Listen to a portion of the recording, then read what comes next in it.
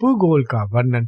श्री मैत्रेय जी बोले, हे ब्राह्मण, आपने मुझसे स्वयंभू मनु के वंश का वर्णन किया।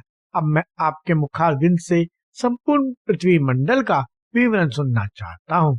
हे मुने, जितने भी सागर, द्वीप, वर्ष, पर्वत, वन, नदियां और देवता आदि की पुरियां हैं, उन सबका जितना जितना परिमाण है, जो आधार है, जो उपादान कारण है और जैसा आकार है, वह सब आप यथावत वर्णन कीजिए। श्री पाशा जी बोले, हे मित्र, सुनो, मैं इन सब बातों का संक्षेप से वर्णन करता हूँ। इनका विस्तार से वर्णन तो 100 वर्षों में भी नहीं हो सकता। हे द्विज, जम्बू, प्लक्ष, शालमल, कुश, कोंच, शाक और सातवां पुष्कर, ये 7 द्वीप चारों ओर से खारे पानी, इशु रस, मदिरा, धृत, दधि, दुग्ध और मीठे जल के 7 समुद्रों से घिरे हुए हैं। है मैत्रेय, जम्बूद्वीप इन सब के मध्य में स्थित है और उसके भी बीचों बीच में सुवन में सुमेरु पर्वत है।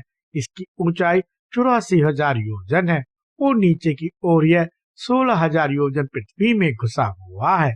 इसका विस्तार ऊपरी भाग में 32,000 योजन है तथा नीचे तलहटी में केवल 16,000 योजन है।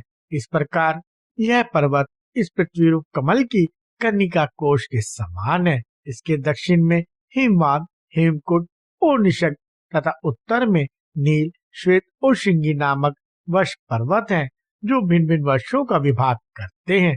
उनमें बीच के 2 पर्वत निषद और नील 1-1 लाख योजन तक फैले हुए हैं।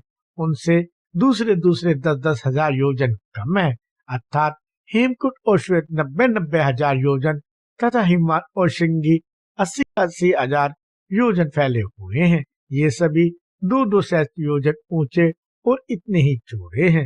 हे द्विज, मेरु पर्वत के दक्षिण की ओर पहला भारतवर्ष है और दूसरा किमपुरुष वर्ष और तीसरा हरिवर्ष है। उत्तर की ओर प्रथम रम्यक, फिर हिरण्मय और तदंतर उत्तर कुरु वर्ष है, जो द्वीप मंडल की सीमा पर होने के कारण भारतवर्ष के समान धनुषाकार है। हे द्विजश्रेष्ठ, इसमें से प्रत्येक का विस्तार 9,000 योजन है तथा इन सब के बीच में इलावृत वर्ष है, जिसमें सुवन में सुमेरु पर्वत खड़ा हुआ है।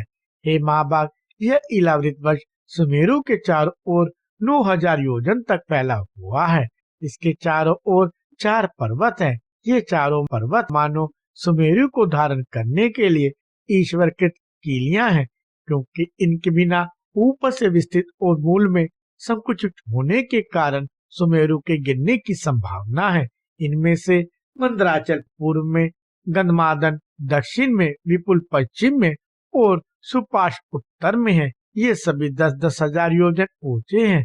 इन पर पर्वतों की ऊंची ध्वजाओं के समान क्रमशः 1100 योजन ऊंचे कदम, जम्बू, पीपल और वट के वृक्ष है। हे महामुने, इनमें जम्बू जामुन वृक्ष जम्बू द्वीप के नाम का कारण है। उसके फल महान गजराज के समान बड़े होते हैं। जब वे पर्वत पर गिरते हैं तो फटकर सब और फैल जाते हैं।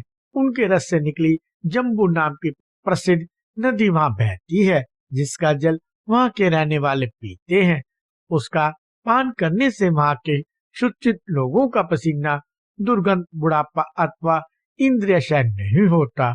उसके किनारे की मृत्तिका का रस उसमें मिलकर मन मन वायु से सूखने पर जम्बू नद नामक सुवन हो जाती है, जो सिद्ध पुरुषों का भूषण है। मेरु के पूर्व में भद्राशव वर्ष और पश्चिम में केतुमाल वर्ष है तथा हे मुनिश्रेष्ठ, इन दोनों के बीच में इलावृत वर्ष है। इसी प्रकार उसके पूर्व की ओर चैत्रत, दक्षिण की ओर गंधमादन, पश्चिम की ओर वह ब्राज और उत्तर की ओर नंदन नामक वन है तथा सर्वदा देवताओं से सेवनीय अरुणोद, महाभद, असितोद और मानस, ये 4 सरोवर है। है मैत्रेय, शीताम्ब, कुमुद, कुर्री, माल्यवन तथा वैकंग आदि पर्वत भूपन की कन्निका रूप मेरु के पूर्व दिशा के केसराचल है। चित्रकूट, शिशिर, पतंग, रूचक और निषाद आदि केसराचल उसके दक्षिण ओर है। शिखिवासा, वैडुनरय, कपिल, गंधमादन और जारुधि आदि उसके पश्चिमी केसर पर्वत है। तथा मेरु के अति समीपस्थ इलावृत वर्ष में और जठरादि देशों में स्थित शंकुट, ऋषभ, हंस, नाग तथा कालंज आदि पर्वत उत्तर दिशा के केसराचल हैं। हे मैत्रेय, मेरु के ऊपर अंतरिक्ष में 14 सहस्त्र योजन के विस्तार वाली ब्रह्मा जी की महापुरी ब्रह्मपुरी है। उसके सब और दिशा एवं विदिशाओं में इंद्रादि लोकपालों के 8 अति रमणीक और विख्यात नगर हैं। विष्णुपादोद्भया गंगा जी चंद्रमंडल को 4 ओर से आप्लावित कर स्वर्गलोक से ब्रह्मपुरी में गिरती है। वहां गिरने पर वे चारों दिशाओं में क्रम से सीता, अलकनंदा, चक्षु और भद्रा नाम से 4 भागों में विभक्त हो जाती है।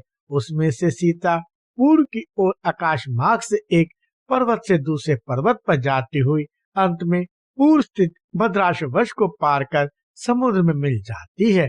इसी प्रकार हे मामुने, अलकनंदा दक्षिण मार्ग की ओर भारतवर्ष में आती है और 7 भागों में विभक्त होकर समुद्र में मिल जाती है। चक्षु पश्चिम दिशा के समस्त पर्वतों को पार कर केतुमाल नामक वर्ष में बहती हुई अंत में सागर में जा गिरती है तथा हे मामुने, भद्रा उत्तर के पर्वतों और उत्तर कुरु वर्ष को पार करती हुई उत्तरीय समुद्र में मिल जाती है। माल्यवन और गंधमादन पर्वत उत्तर और दक्षिण की ओर नीलाचल और निषद पर्वत तक फैले हुए हैं। उन दोनों के बीच में कर्णिकाकार मेरु पर्वत स्थित है। है मैत्रेय, मंदरा पर्वतों के पश्चिम भाग में स्थित भारत, कीर्तुमाल, भद्राश और कुरुवश इस लोकपद्म के पत्तों के समान है।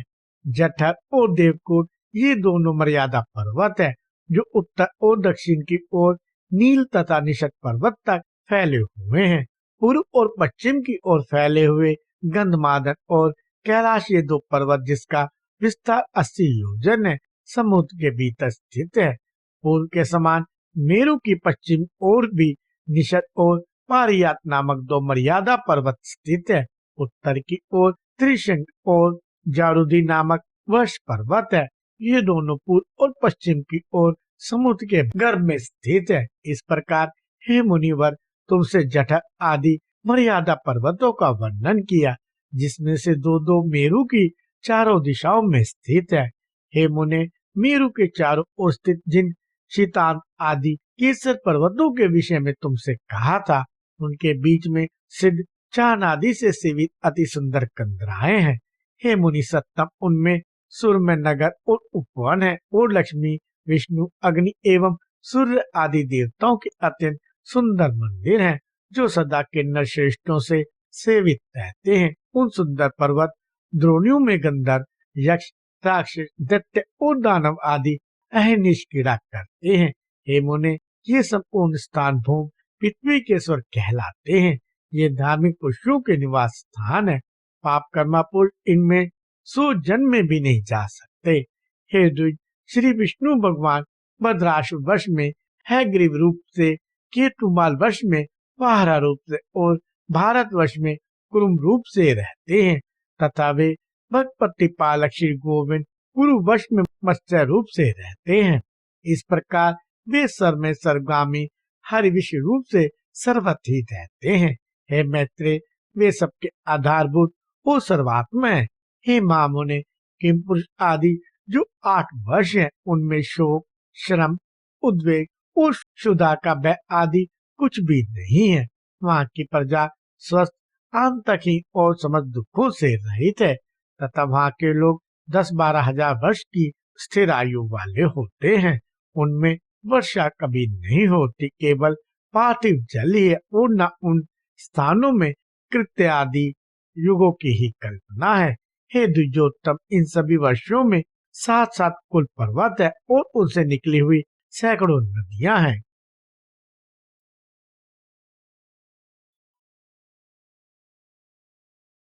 भारत आदि 9 खंडों का विभाग।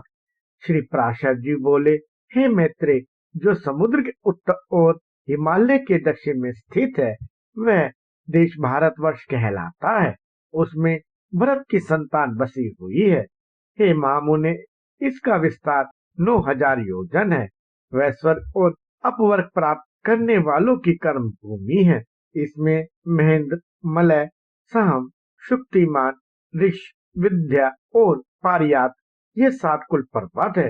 हे मुने, इसी देश में मनुष्य शुभ कर्मों द्वारा स्वर्ग अथवा मोक्ष प्राप्त कर सकते हैं और यहीं से पाप कर्मों में प्रवृत्त होने पर वे नरक अथवा तिर्यक योनि में पड़ते हैं। यहाँ से कर्मानुसार स्वर्ग, मोक्ष, अंतरिक्ष अथवा पाताल आदि लोकों को प्राप्त किया जा सकता है। पृथ्वी में यहीं के सिवा और कहीं भी मनुष्य के लिए कर्म की विधि नहीं है। इस भारतवर्ष के 9 भाग हैं। उनके नाम ये हैं: इंद्रद्वीप, कसेरु, तामपर्ण, गर्भस्थमान, नागद्वीप, सौम्य, गंधर्व और वरुण तथा यह समुद्र से घिरा हुआ द्वीप उनमें 9वां है।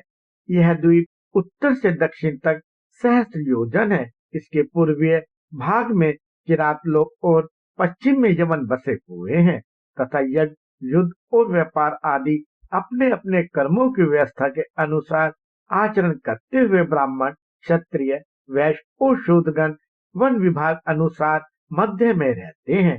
हे मुने, इसकी शंदु और चंद्रभागा आदि नदियां हिमालय की तलहटी से वेद और स्मृति आदि पारिजात पर्वत से, नर्मदा और सुरसा आदि विंध्याचल से तथा तापी, त्रिवेणी और निर्विंध्या आदि श्रीगिरि से निकली हैं। गोदावरी, भीमरथी और कृष्णवेणी आदि पापहानी नदियां सहस पर्वत से उत्पन्न हुई कही जाती हैं। कृतमाला और ताम्रबरणी आदि मलयाचल से, त्रिसामा और आर्यकुल्या आदि महेंद्रगिरी से तथा ऋषिकुल्या और कुमारी आदि नदियां शुक्तिमान पर्वत से निकली हैं। इनकी और भी सहस्त्रों शाखा नदियां और उपनदियां हैं।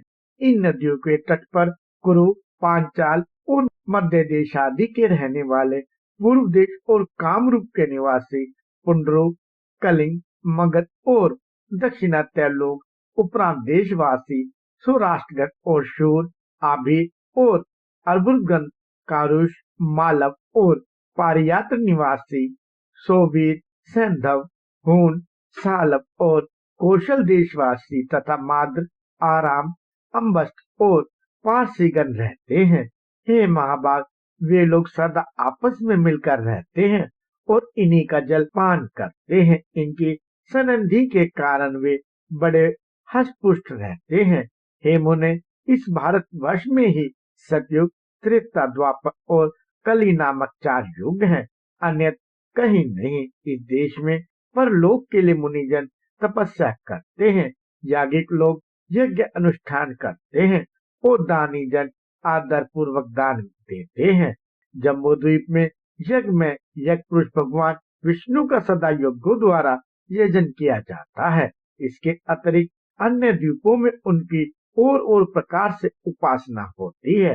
हे मामुने, इस जम्बू द्वीप में भी भारतवर्ष सर्वश्रेष्ठ है, क्योंकि यह कर्म भूमि है। इसके अतिरिक्त अन्य अन्य देश भोग भूमियां हैं। हे सत्तम, जीव को सहस्त्रों जन्मों के अनंतर महान पुण्यों का उदय होने पर ही कभी इस देश में मनुष्य जन्म प्राप्त होता है। देवगण भी निरंतर यही गान करते हैं कि जिन्होंने स्वर्ग और अपवर्ग के मार्गभूत भारतवर्ष में जन्म लिया है, वे पुरुष हम देवताओं की अपेक्षा भी अधिक धन्य बड़भागी हैं। जो लोग इस कर्म भूमि में जन्म लेकर अपने फलाकांक्षा से रहित कर्मों को परमात्मा स्वरूप श्री विष्णु भगवान को अर्पण करने में निर्मल पाप पुण्य से रहित होकर उन अनंत में ही लीन हो जाते हैं, वे धन्य हैं। पता नहीं अपने स्वप्रद कर्मों का क्षय होने पर हम कहीं जन्म ग्रहण करेंगे। धन्य तो वे ही मनुष्य हैं जो भारत भूमि में उत्पन्न होकर इंद्रों की शक्ति से हीन नहीं हुए हैं। हे मैत्रेय, इस प्रकार लाख योजन के विस्तार वाले 9 वर्ष विशिष्ट इस जम्बू द्वीप का मैंने तुमसे संक्षेप से वर्णन किया। हे मैत्रेय, इस जम्बू द्वीप को भाग चारों ओर से लाख योजन के विस्तार वाले वलयाकार खारे पानी के समुद्र ने घेरा हुआ है।